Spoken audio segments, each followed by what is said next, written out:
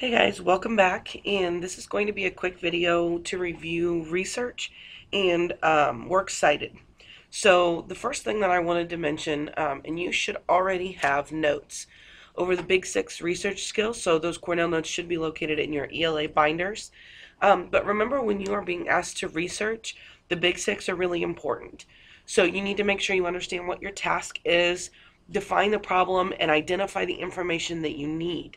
Really, really important step. Number two, information seeking strategies. You need to determine all possible resources. Again, go back to the research practice that we had done a few weeks ago and make sure that you know what are all possible resources that you could be using, and you only want to select the best sources for what you want to use.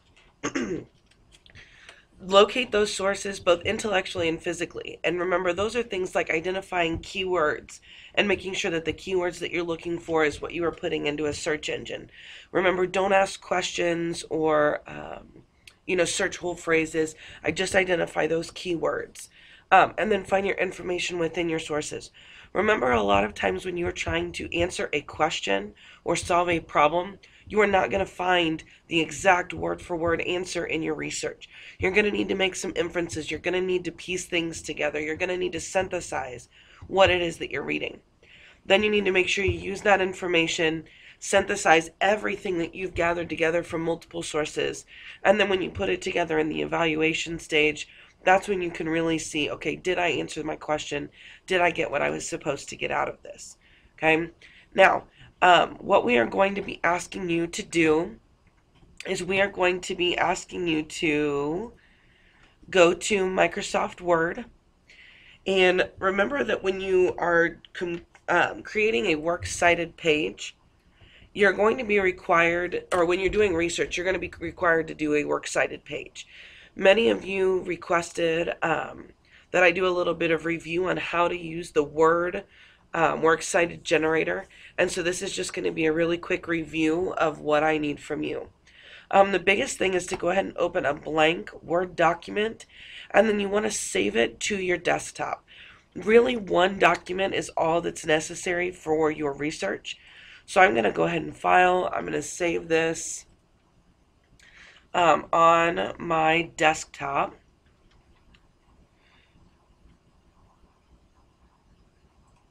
And I'm just going to save this as Research Works Cited. And when I save it like this, I can always go back to the same document over and over to build. Now, when you're getting ready to add a reference, okay, up at the top you have all your normal tabs: Home, Insert, Design, Page, Layout. References is always where you need to go to do this. Really important, this little style button right here, you need for it to say MLA. There are lots of different types of sources that you can potentially be using, but MLA is what we're going to be using. Click your Manage Sources tab. You'll notice that I already have one in here. If you need to add new ones, you just click the New button. Once you click that, you need to select your type of source. If you're using a hard copy book, then you would leave it as is. Book is the default choice that you have. But then you can go down. There are journal articles, articles in a periodical, reports. Website is what the majority of you will be using, but there are many more. So we're going to click on website. You need to make sure that you have an author. And if a website doesn't have an author, if it just has a corporate sponsor like Pedigree or the New York Times, then you can click corporate author, but that's only if a specific person isn't mentioned. So if a specific person is mentioned, so like we'll just make up one here, you don't even have to do last name, comma, first name, because the site generator will take care of it for you. The name of the web page, let's say that it is Culture Around the World. Okay? The year is the year that it was published. So ideally when we're looking for good sources, they're going to be recent. So we're going to say that this was done in 2014. If I don't have a month or a day, then I simply don't put that. The year accessed is important for a website because you need to make sure that you are logging when you are actually looking at these things. So it's 2015. This is January, and it's the 20th. When we're looking at medium, this is something like a survey or Maybe it's charts and graphs. Maybe it's a blog. Maybe it's a newspaper, an online journal. So whatever it is, this in particular, we're just going to say that this is an online journal.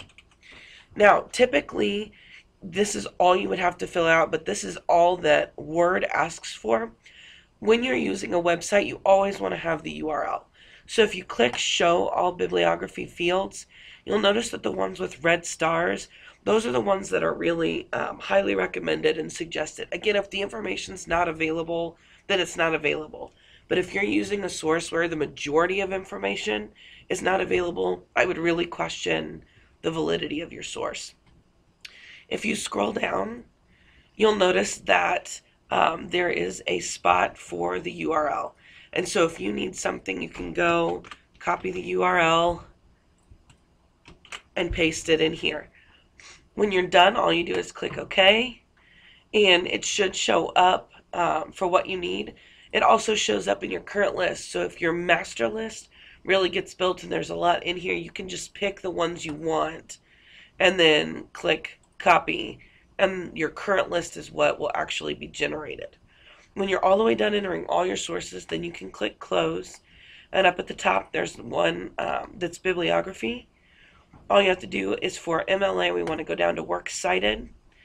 It lists everything for you, and then this is what you copy and paste into your Google Drive. With as odd as Microsoft Word is sometimes in terms of saving, you always want to make sure you're copying and pasting these things over into Google Drive. Just another couple quick reminders. Don't forget that when you're looking at reliable resources, you want to make sure that you understand what your problem is. So for an argumentative or an informative paper, you wouldn't normally use a blog, but when researching things like culture, it could be appropriate as long as you have the author and you have proof that they are a good source. Never ever is it okay to use something like Wikipedia or Yahoo Answers or anything like that. So make sure that when you're researching, you are always using reliable resources, you're focusing on the big six, and you're documenting your sources using the Microsoft Word generator.